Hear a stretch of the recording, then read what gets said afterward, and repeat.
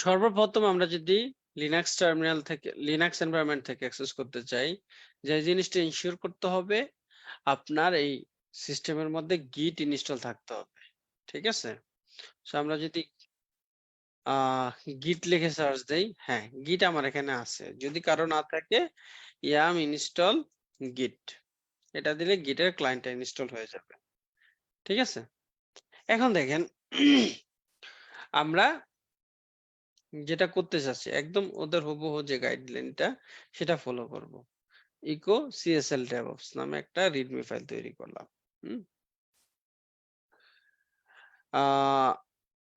এমকে একটু এমকেডিআইআর টেস্ট রিপোল নামে একটা ডিরেক্টরি তৈরি করলাম, সেখানে করি। হ্যাঁ, readme.md নামে একটা ফাইল তৈরি করলাম। এখন বলছে যে গিট ইনিট করো, গিটটাকে ইনিশিয়ালাইজ করো। হ্যাঁ, গিট ইনিট করলে সে ওই যে ডট গিট নামে ফোল্ডারটা আসবে, সেখানে কনফিগারেশন ডিটেলস সেগুলো আসবে। হ্যাঁ, তো আমরা লিখি হচ্ছে গিট init init ইনিশিয়ালাইজ এমটি গিট রিপোজিটরি।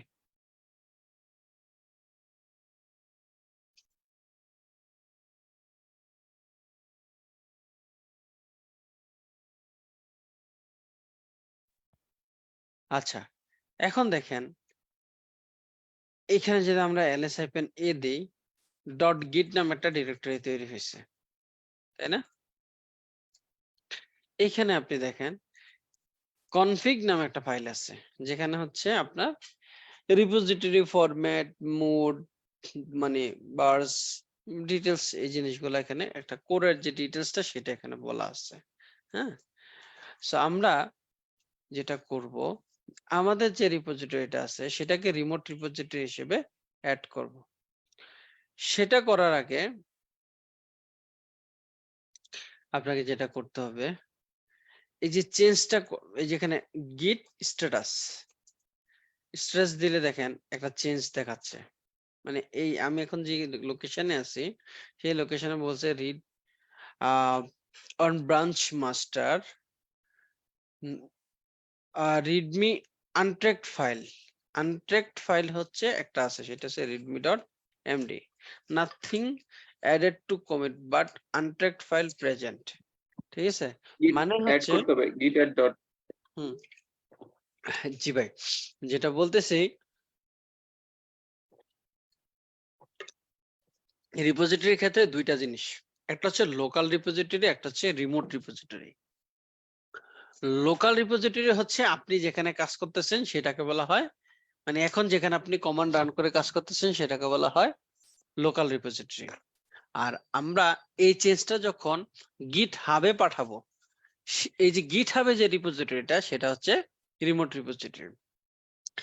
আপনি গিট স্ট্যাটাস কমান্ডটা দিলে আপনাকে দেখাবে যে আপনার হচ্ছে এক্সিস্টিং আপনি যেখানে আছেন লোকাল, সেখানে কোনো নতুন কোনো ফাইল আসছে কিনা, কোনো চেঞ্জ আসছে কিনা। সো সেটাই এখানে দেখাইছে যে readme.md নামে একটা ফাইল এখানে আছে। সো এটাকে যদি তুমি কমিট করতে চাও তাহলে তোমাকে আগে, এটা হচ্ছে আনট্র্যাকড অবস্থা আছে সেটাকে ট্র্যাক করতে হবে। ট্র্যাকে নেওয়ার জন্য তোমাকে এটা গিট অ্যাড করতে হবে। সো কমান্ডটা হবে git add। এটার পর ডট দিলে আপনার এইখানে যতগুলো আনট্র্যাকড ফাইল আছে সবগুলাকে সে অ্যাড করে দিবে। আর টু বি ভেরি ভাইয়া স্পেসিফিক হইলে আপনি রিডমি এটাকে ডিরেক্ট বলে দিতে পারবেন। ঠিক আছে, দেখেন ভাইয়া এখন একটা কোশ্চেন ছিল ভাইয়া। একটু একটু একটু ফ্লোটা তো শেষ করে নিই, ফ্লোটা শেষ করে নিই একটু। হ্যাঁ, আচ্ছা স্ট্যাটাস। এখন দেখেন আপনার এই আগের কমান্ড আর এই কমান্ডের মধ্যে পার্থক্য কি? একটা হচ্ছে ইনিশিয়াল কমিট আনট্র্যাকড ফাইল readme.md, এই যে চেঞ্জ টু বি কমিটেড, আপনার এটা হচ্ছে এখন এই নতুন একটা ফাইল অ্যাড হয়েছে, এবং এটা হচ্ছে আপনার মানে গিটের দুইটা অপশন থাকে, একটা হচ্ছে লোকাল রিপোজিটরি আর মানে লোকাল অপশন যেখানে লোকাল চেঞ্জ গুলা রাখা হয়। আপনি যখন এটাকে কমিট করেন, কমিট করে এটাকে স্টেজ স্টেজ নামে একটা স্টেজ আছে, সেই স্টেজের মধ্যে নিয়ে যাওয়া হয়। এন্ড সে বলছে যে চেঞ্জ আপনি যে ইয়েটা করছেন নিউ ফাইল readme.md সেটা এখন স্টেজ এনভায়রনমেন্টে আছে, কিন্তু আপনি যদি চান আপনি এখন যে চেঞ্জটা করছেন এই মানে যে চেঞ্জটা আপনি গিট অ্যাড করে দিয়েছেন সেটা আপনি রিমুভ করে দিতে চান, আনডু করতে চান, সেক্ষেত্রে আপনি git rm - ক্যাশ ফাইলের নামটা বলে দিলে সে এটা আবার আনটেস্ট করে নিয়ে আসবে। ঠিক আছে, এখন দেখেন আমরা ডিটেলস আর একটু যাবো। হ্যাঁ যাব আমরা একটু।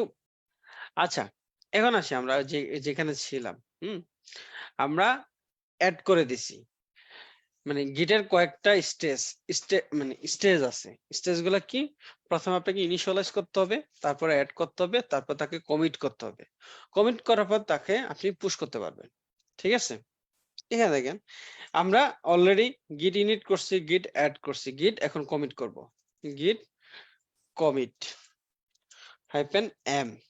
-m দিয়ে আপনি মেসেজটা বলে দিবেন, অ্যাড ভ্যালিড মেসেজ দিবেন অবশ্যই। হ্যাঁ, অ্যাডেড রিডমি, এই মেসেজ দেখে যেন মানুষ বুঝতে পারে আপনি কি অ্যাড করছেন। ঠিক আছে, readme.md ফাইল। এখন দেখেন অ্যাড করতে গেছে সে বলতেছে তুমি যে এটা অ্যাড করতে বলতেছো, কিন্তু আমি তো তোমার চিনতে পারতেছি না তুমি কে, please tell me who are you. মানে হচ্ছে আমার যে কনফিগ ফাইল আছে, কনফিগ ফাইলের মধ্যে বলা নাই যে আমি কোন ইউজার হয়ে ওই সিস্টেমের মধ্যে মানে এই ফাইলটা কমিট করতেছি। সো প্রথমে আপনাকে যেটা করতে হবে, এই যে এইখানে দেখেন এক্সাম্পল দিয়ে বলে দিছে তুমি এই দুইটা কমান্ড রান করো। এই কমান্ডের মধ্যে বলছে তোমার ইমেল অ্যাড্রেস দাও, কোন ইমেল থেকে তুমি করতে চাচ্ছ। IQBL ইকবাল খান 219। ঠিক আছে, তারপরে আবার বলছে যে তুমি তোমার ইউজারের নামটা দাও, একদম সেম। এটা আমার ইউজার নেম হচ্ছে ইকবাল খান 219। এখন যদি আমরা গিট কমিট কমান্ডটা আবার দেই, দেখেন সে কমিট করে ফেলছে, রাইট? আপনার কমিট করে ফেলছে, কিন্তু আমার এখানে কিন্তু চেঞ্জ আসবে না এখনো। এখানে কি চেঞ্জ আসবে এখনো? কারণ আমি লোকালে কমিট করছি, আমি তো সেটাকে এখনো রিমোট রিপোজিটরিতে পাঠাই নাই। ঠিক আছে, এখন রিমোট রিপোজিটরিতে পাঠানোর জন্য আপনি এখানে দেখেন এই একটা রিপোজিটরিতে হচ্ছে বাই ডিফল্ট হচ্ছে আগে মাস্টার নামে একটা ব্রাঞ্চ তৈরি হইতো, এখন মেইন তৈরি হয়। আমি যদি হচ্ছে ওই যে রিডমি ফাইলটা দিয়ে দিতাম শুরুতে, তাহলে মেইন ব্রাঞ্চটা তৈরি হয়ে যেত, কিন্তু এখানে আমাদের মেইন ব্রাঞ্চটা তৈরি করা নেই। আমরা হচ্ছে আপনার এই ব্রাঞ্চটা তৈরি করে নেই।